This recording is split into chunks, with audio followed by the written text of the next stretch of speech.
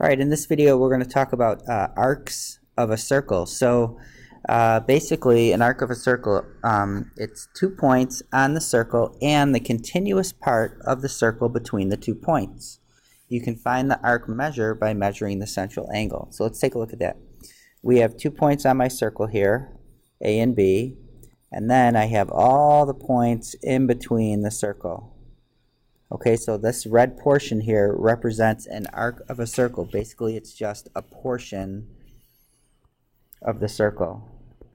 A portion or part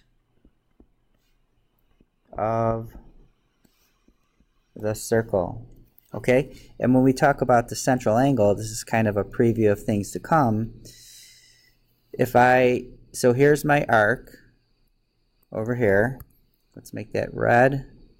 And then if I connect that to the center, I form an angle that's at the center. This angle is called the central angle.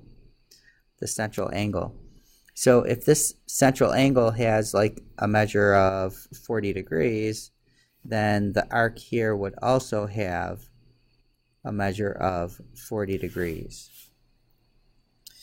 All right, so already we've got a bunch of vocabulary here. Let's talk about a semicircle. So I'm going to draw the center. We'll call it O. And I'm going to draw a diameter that goes through that. And let's call this point A. And we'll call this point B. And then I'm going to need another point over here. We'll call that point C, because we're going to talk about half of the circle, and I need to know what half of the circle I'm talking about. So for the picture that I've drawn, we are talking about arc ACB. So arc ACB is a semicircle. Okay, this is an arc of a circle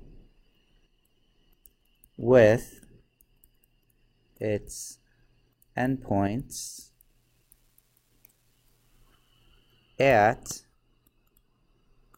the endpoints of a diameter. So my diameter has endpoints at A and B, and then my arc, which goes from A through C all the way to B, that's why we name it this way. So from A through C all the way to B, this arc also has its endpoints at A and B. All right, and then lastly, measure of a semicircle is, since it's half the circle, it's going to be 180 degrees. All right, so that's it for semicircles. If you have any questions or need to review the video, make sure you do that, and we'll see you next time.